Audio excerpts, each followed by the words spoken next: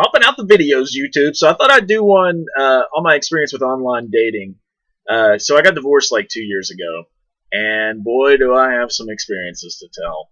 I won't go into too many specific details, just the little things, just informational video about online dating. So the first thing is I screwed up because I signed up for Match.com and I saw the oh, it's only, I think it was like $20 for 1 month. And I clicked on it and I was like, okay, we'll try it and see what happens. And yeah, I should have read the fine print because it ended up charging me $120 because to get that price, you're locked in for 6 months. Oopsie doopsie. The experiences with Match.com were no better in Seattle. And the other thing I'll tell you though, dating in Seattle is horrible. And I had just gotten divorced, so it'd been years since I'd dated, so I thought it was me. And it's just, I was like, wow, man, I can't get past the third date of, for anybody, and I'm not really yada yada yada. I was like, is it me? Maybe I suck. Does my breath stink? Am I not brushing my teeth? And a gay employee that I worked with told me, he said, Seattle's gayer than San Francisco, and the gay dating sucks here. So as far as being a dude, now I can't speak for the woman's perspective, but as far as being a dude, it was horrible in Seattle. Everywhere else has been fine. But anyway, I digress. So getting to the one that I recommend, maybe Match.com is better to pay for in other cities, but Seattle, it was an abject failure. So I switched to Plenty of Fish. I found out about it, POF.com. I got better results, I think. But the big thing that I'm going to go over is what I've experienced and what to look out for from the man's perspective, from what I've experienced. First of all, man or woman, don't fucking lie. Don't do it. And the big thing for women is, they want to say that they don't want to be objectified and things like that, but they'll know that they're fat. And if you're fat, understand, that's your thing. If that's the way you want to be, that's fine. But everybody has a certain aesthetic physically that they find pleasing. And if you're not physically attracted to somebody, there's nowhere else to go with it. And maybe men are the same way, but again, I'm speaking from a man searching for a woman's perspective. Women, man, if they don't have full body shots, I would just move on. And if they have the same profile, like, okay, let's say they're looking this way and they're like, but you never see the other side of their face. They may be missing teeth on the other side. I'm just saying. Maybe not, but that's been my experience. Without sounding too much like a douche, literally the biggest problem I have is you'll go out with these people and they'll lie about who they are. They're fat. And God bless you if that's your thing. That's fine, and you can think I'm a douche, and that's fine. But I have a certain physical thing that I'm looking for. It doesn't have to be perfection. It's not magazine standards. But, if you look like you've been stung by a swarm of killer bees, you're probably too big for me, girlfriend. I'm just saying. So women, don't lie. Just full body shot, full disclosure. That would be the biggest thing. If you're going to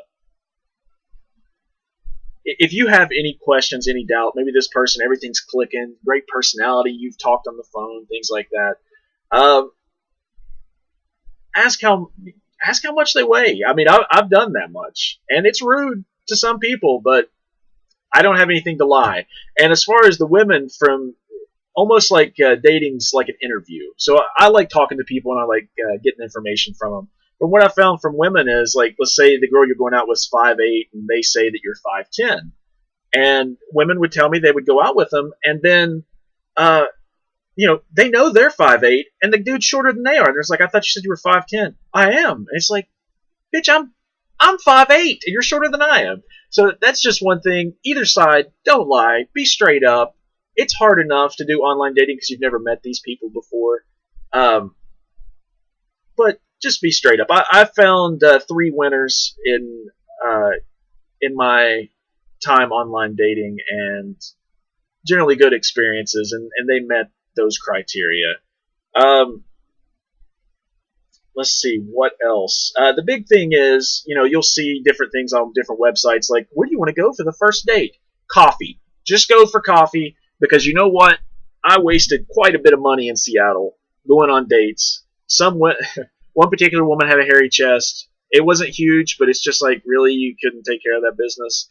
And I'm a gentleman as much as I could be, and I'll finish the date and then just move on. But you're talking $50 to $100 depending on what you do. And you're just wasting time and money. You're not interested in this person. Go for coffee. Wham bam, thank you, ma'am. It's a public place for the woman, so it's not necessarily dangerous for them because again, they're meeting a stranger. And if you don't like them and you guys don't click, like I said, 10, 15 minutes, 30 minutes tops, you're out. And if you guys are still interested, you can do things after. But that's the big thing. I guess from the dude's perspective, dudes, seriously, don't send dick pics. Just don't do it. Get to know them first. Then maybe they'll ride the baloney pony. But don't send dick pics. And again, this is just some of the things that I've experienced. I guess it's going to be more informational and just some of the experiences. And then one particular date that I went on, she'd ask, and this was when I was immediately divorced, and she said, well, have you ever been tested for STDs? And I was like, well, no. And her eyes got real big. I was like, I've been married.